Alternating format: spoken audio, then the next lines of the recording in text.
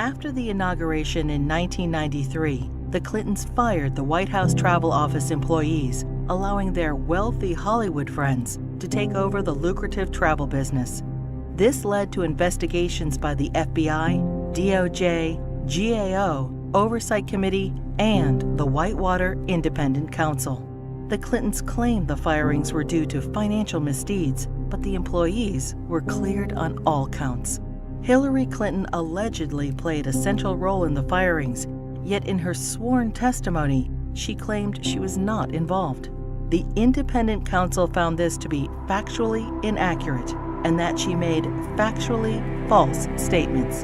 The Clintons were forced to remove their friends and reinstate the previous employees. Vince Foster, the longtime friend and companion of Hillary Clinton, was significantly involved in several Clinton scandals. Due to the strange circumstances surrounding his death in 1993, an investigation ensued. Before the police arrived, Clinton staffers illegally removed boxes of documents on Whitewater and presumably Travelgate and other sensitive issues. President Clinton put his wife in charge of the most expensive program in the country. There was a national outrage that the unelected, unqualified First Lady was going to design America's healthcare system.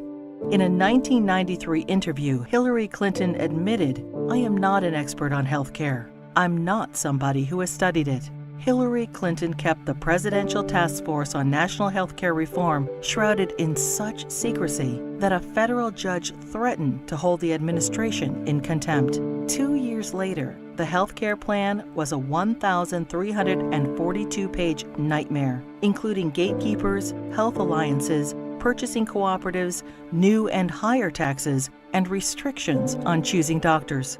Physicians, hospitals, large and small businesses, insurance companies, Democrats, Republicans, and the general public rejected the program, and it failed disastrously. The General Accounting Office put a price tag of $32 million on Hillary Clinton's healthcare fiasco. For dishonesty, Hillary Clinton and others were fined $450,000.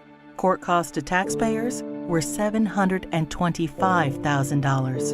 In 1996, with Hillary Care fresh in their minds, Americans voted both the Senate and the House into Republican hands for the first time in over 4 decades. In 1994, President Clinton's Attorney General Janet Reno initiated an investigation focusing on fraud accusations against the Clintons regarding their real estate venture, Whitewater Development Corporation, co-owned with their friends Jim and Susan McDougal. Hillary Clinton was the central figure, and the probe revealed pervasive conflicts of interest between the Rose Law Firm, where Hillary Clinton was partner, and its client, Madison Guarantee, owned by Clinton business partner Jim McDougal. Hillary Clinton claimed billing records, subpoenaed and critical to the investigation, were lost. It is presumed they were stolen from Vince Foster's office the night he died.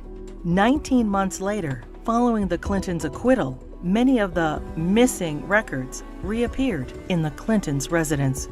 As they were covered with Hillary Clinton's fingerprints, she fell under suspicion of obstruction of justice.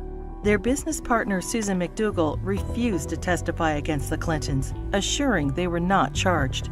Susan McDougal went to prison for her silence, but was pardoned by President Clinton. 15 Clinton associates were convicted of 40 federal crimes related to Whitewater. The independent counsel's report highlighted the president's abundant and calculating lies under oath, obstruction of justice, and abuse of power.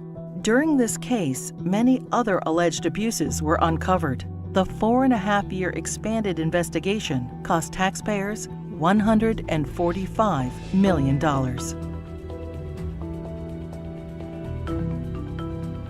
Hillary Clinton's trades in cattle futures raised suspicions of improprieties, as her very first trade of $5,000 quickly turned into over $490,000. She refused to release her tax returns for the years in question. Hillary Clinton insisted that she made all the investment decisions herself, The investigation proved her trades were actually placed by her friend James Blair through the brokerage firm Refco. James Blair was outside counsel for Tyson Foods, the largest employer in Arkansas, which is state-regulated. The perception was Mrs. Clinton received preferential treatment and incredible financial returns as a way to garner favor with her husband, then governor of Arkansas. Refco was investigated and paid the largest fines in the history of the exchange.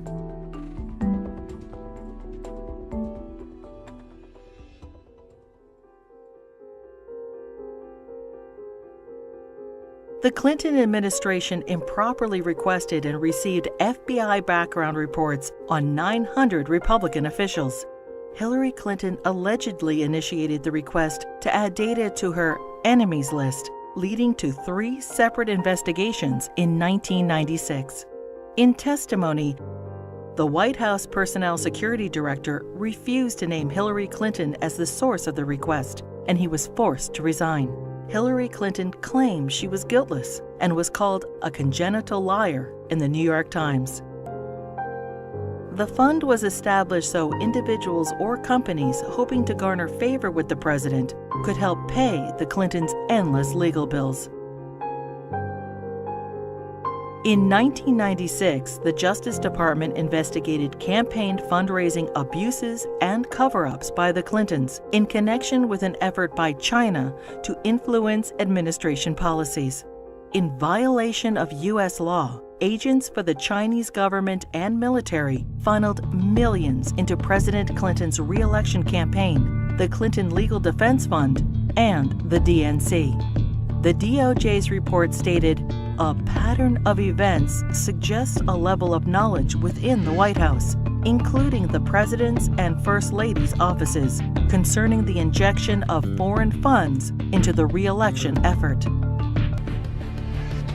The Clintons were accused of using the IRS to harass their enemies, including Republican politicians, the White House Travel Office, the NRA, Judicial Watch, the Heritage Foundation, and other conservative organizations. A senior IRS official admitted that Clinton opponents were singled out for tax audits. Also audited were Bill Clinton's female accusers, including Jennifer Flowers, Paula Jones, Juanita Broderick, and Elizabeth Ward Grayson.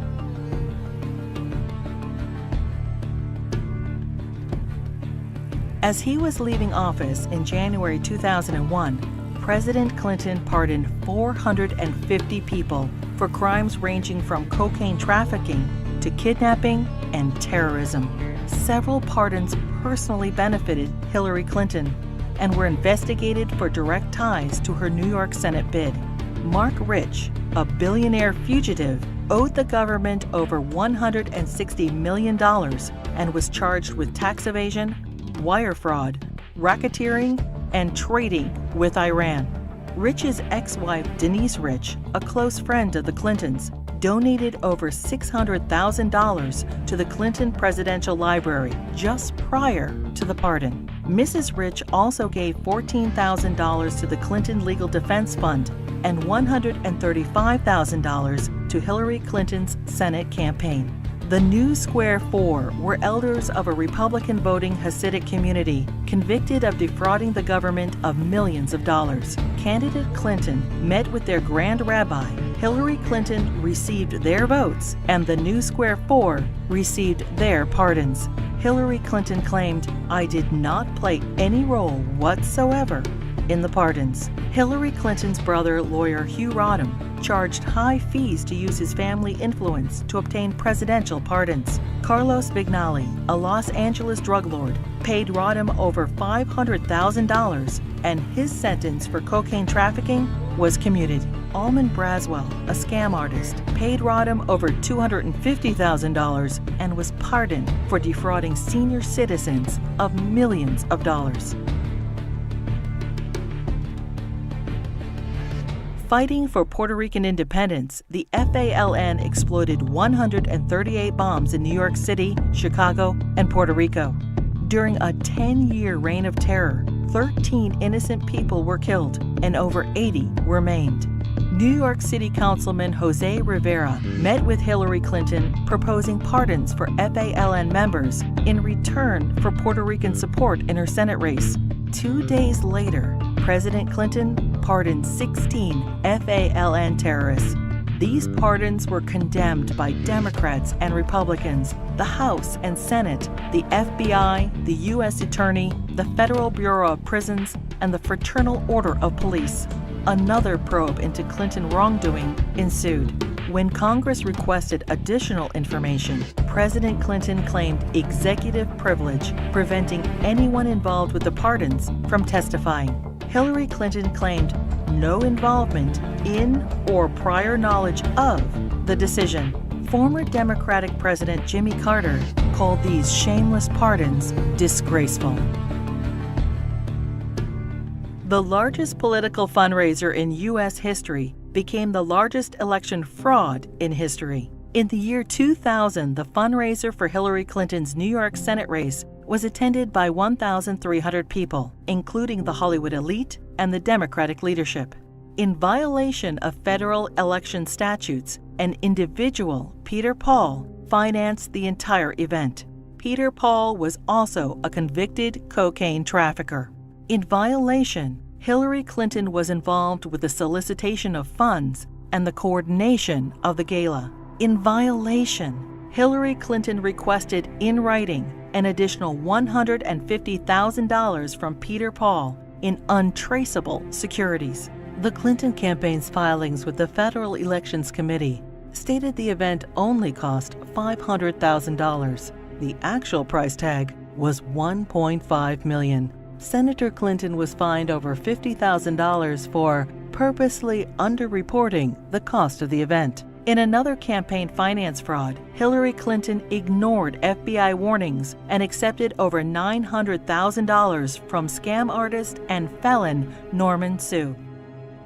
Hillary Clinton's Senate tenure was undistinguished. In 7 years, she introduced only 3 minor bills which became law, including the naming of a post office. She helped secure millions in federal assistance for a New York developer. Ethics questions arose when the businessman donated over $120,000 to the Clinton Foundation. Senator Clinton did not support English as the official language of the United States government, and she enthusiastically voted for the Iraq War resolution. Hillary Clinton ignored Senate rules and reporting requirements for the hiring of staff and non-paid fellows, breaking the Senate Code of Official Conduct and hiding multiple conflicts of interest. She was investigated by the Senate Select Committee on Ethics.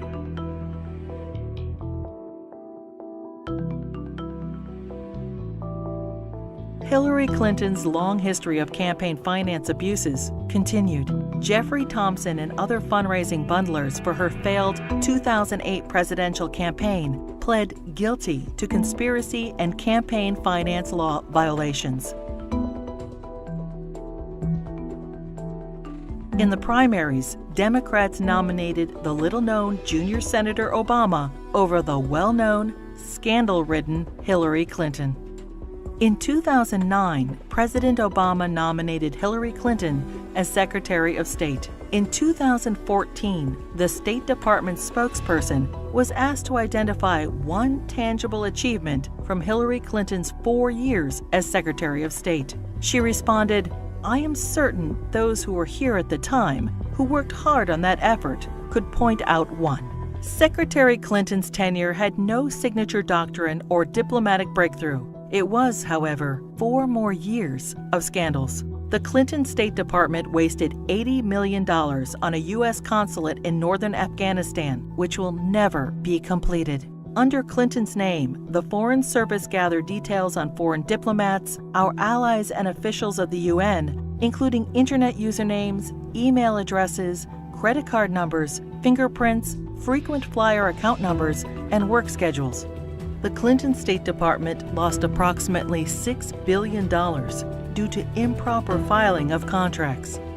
The FBI, CIA, and the DOJ requested that Boko Haram be designated as a terrorist group so the agencies could pursue them. Secretary Clinton declined, and the group continued its reign of terror, including the kidnapping of 300 schoolgirls in Nigeria.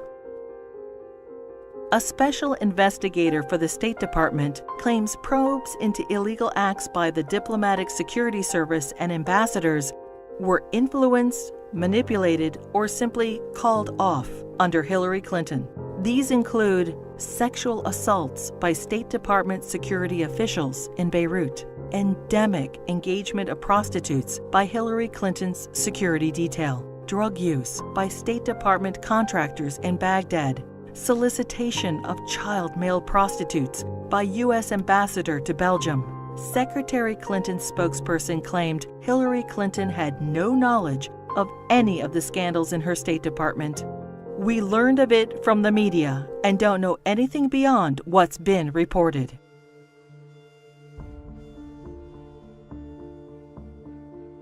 The United States mission in Benghazi, Libya, was attacked on September 11, 2012. As Hillary Clinton was Secretary of State at the time, she is at the heart of the cover-up investigation.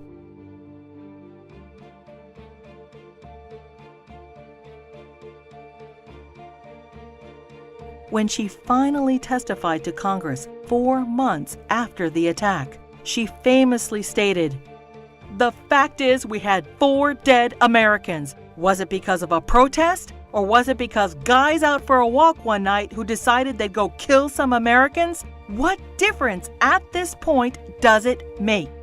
Hillary Clinton testified that she submitted all documents requested by Congress. 20 months later, and only through a Freedom of Information Act request, 41 new documents were released, including changes to Ambassador Susan Rice's talking points. More documents are still being withheld.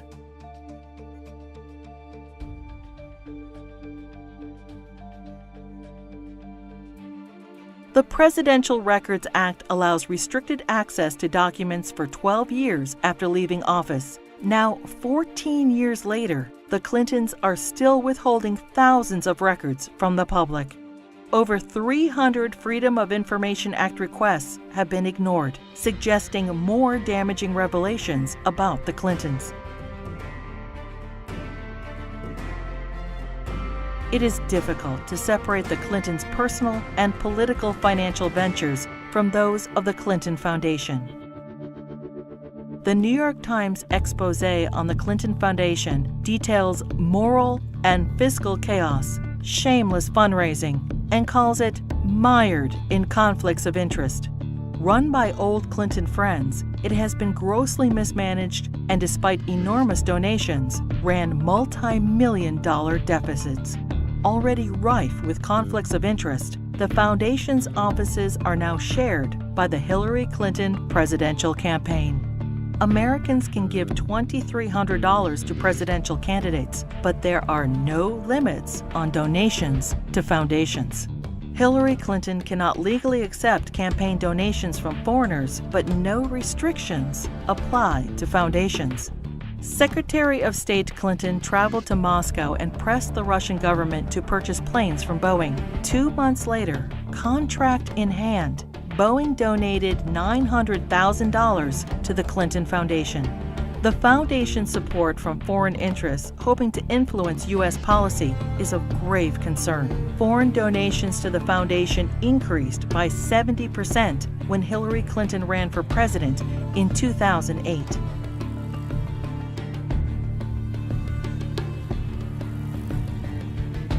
Saudi Arabia has financed terrorists, has an abysmal women's rights record, and punishes homosexuality by death.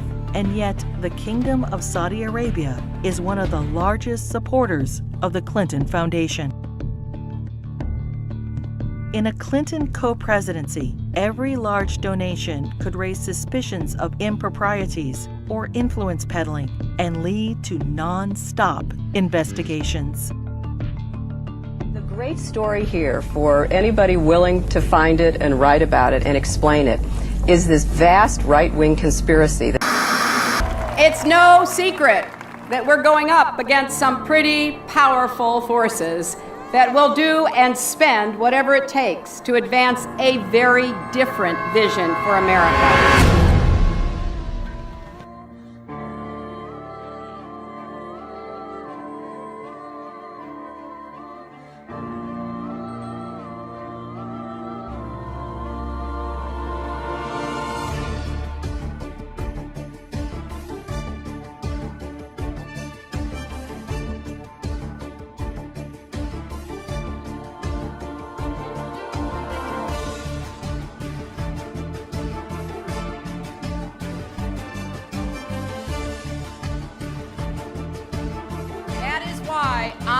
am running for President of the United States.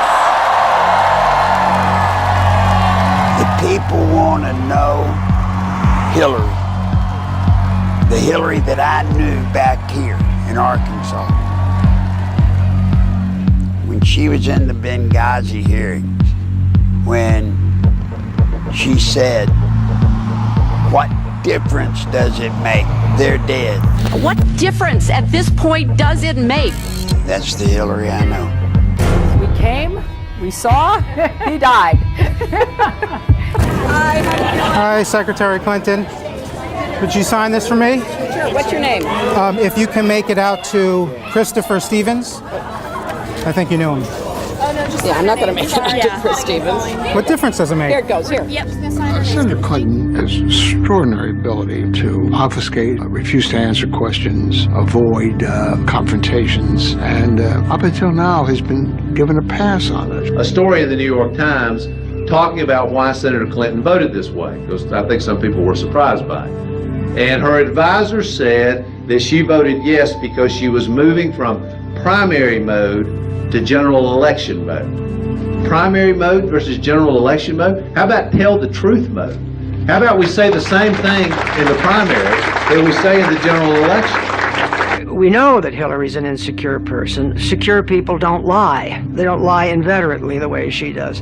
Hillary Clinton points to her time in the White House as a large part of her qualification for the job as president.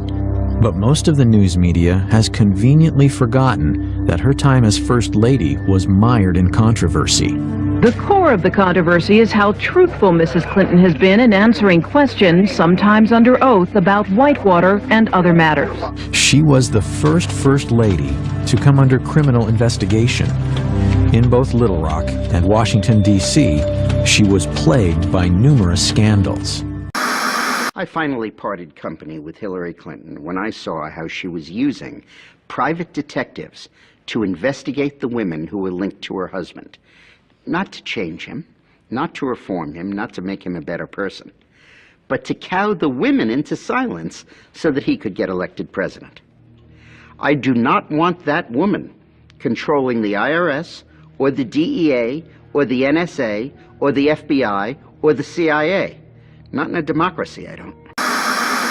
One thing about Hillary, Bill was just a good timing guy.